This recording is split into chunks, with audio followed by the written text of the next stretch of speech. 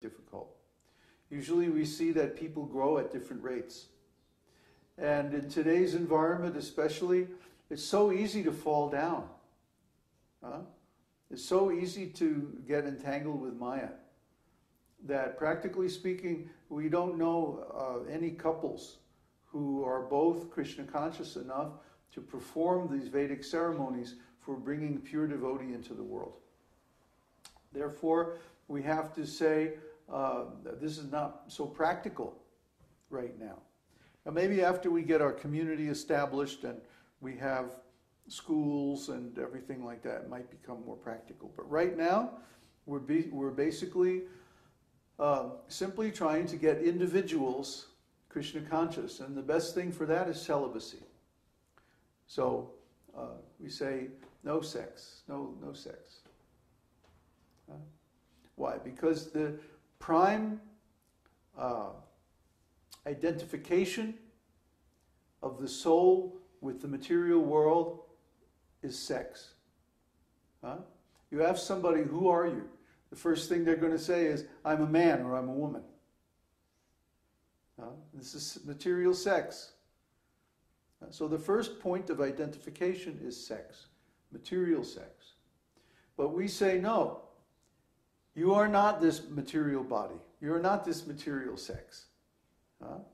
You have an eternal relationship with Krishna, but you forgot. You're looking for love in this material world, but the people in the material world can't love you. Not only they don't love you, they can't love you. They're not capable of loving you as much as you need to be loved.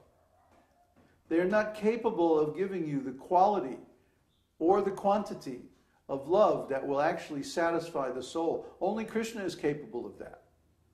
Only Krishna is capable of unconditional love, pure spiritual love, unbreakable, perfect love. Only Krishna. So don't try to get love from material beings. Approach Krishna, get love directly from him. That's our whole message. And the process of discipleship is really about how to approach Krishna, how to reawaken our eternal relationship with him. I say reawaken rather than change or develop, because eternal means no beginning and no end. There's no beginning to the existence of the soul, just like there's no beginning to the existence of Krishna. Krishna emanates the souls, just like the sun emanates the sunshine. You can't imagine the existence of the sun without the sunshine. Similarly, we can't imagine the existence of God without the spirit souls. The spirit souls are what makes God, God. Would there be any meaning to the concept of God if there wasn't limited, conditioned spirit souls emanating from him? What meaning would there be? He would just be there all alone in the middle of nothing? Well, what kind of nonsense is that?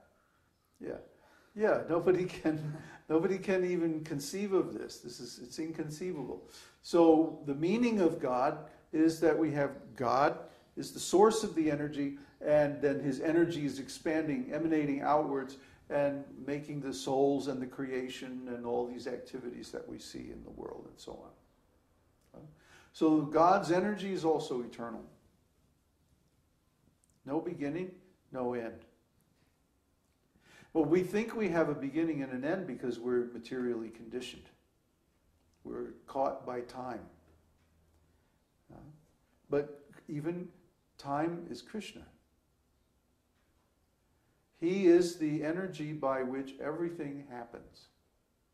And that energy is under his full control. So everything that happens is actually part of an eternal relationship with Krishna. We just don't see it that way. That's our disease. That's our ignorance. That's our conditioning.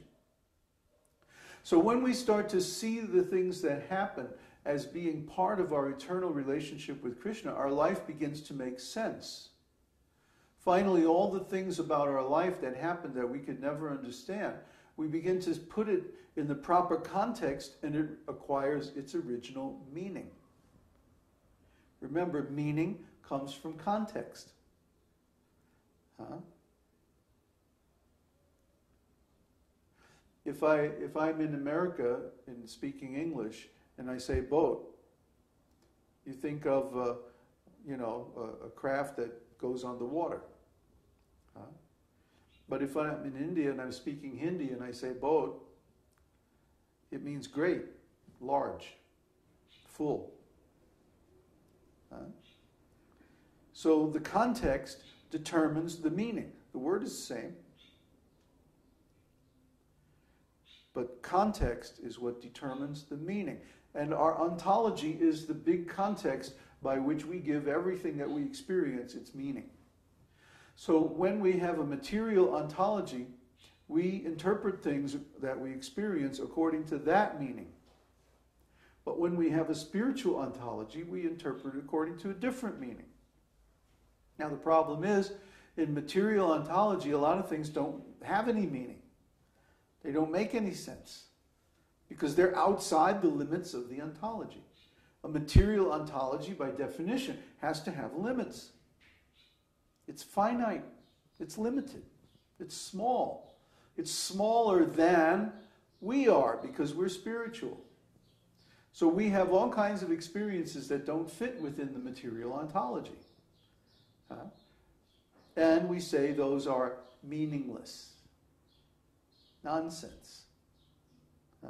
And then we reject those experiences because they don't have any value to us.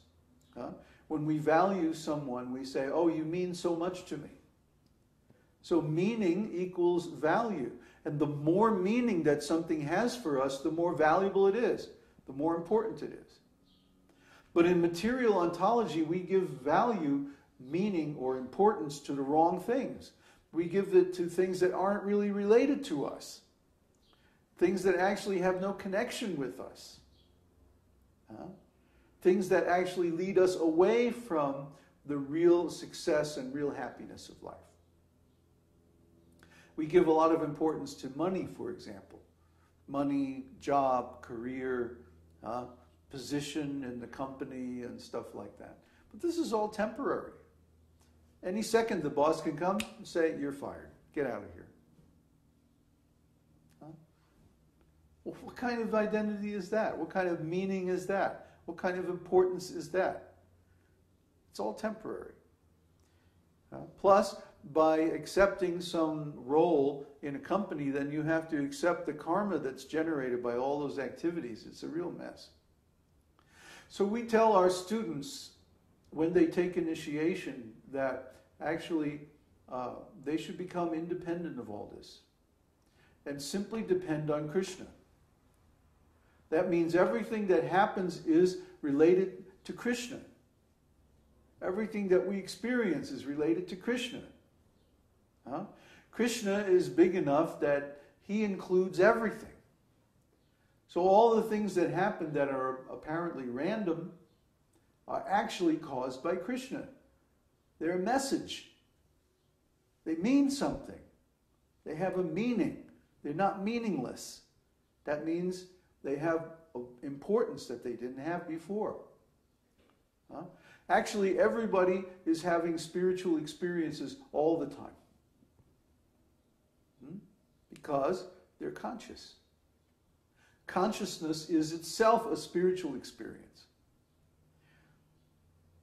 And the proof of that is when the spirit soul leaves the body at the time of death, consciousness immediately ceases. Well, you might say, well, I'm not conscious during deep sleep at night because I don't remember any experiences. But wait a minute, when you wake up in the morning, you remember, oh, I slept very deeply. I slept very soundly. I had no dreams or anything. You can remember that. So the fact that you can remember it means that you can be conscious, that you're conscious of it. So even though you're not conscious of anything within that state of deep sleep, you're still conscious that you are in deep sleep. Therefore, consciousness continues uninterrupted even through sleep and everything. It's just the contents of the consciousness are blank or zero. at that time. Actually, Vedanta Sutra says that during sleep, during deep sleep, we're resting in Brahman. And when we are dreaming, that Krishna is manufacturing these experiences that are like the results of very small, light karmas. So even when we're dreaming, even when we're asleep, we're conscious. It's just that we're conscious of something different. We're not conscious of the senses at that time. We're conscious of something in the mind, or we're conscious of Brahman. But Brahman, during deep sleep, doesn't reveal himself. That's our time of rest. So even though we're in Brahman, we're like inert. Our senses aren't functioning. Mind isn't functioning. Why? Because the soul needs that time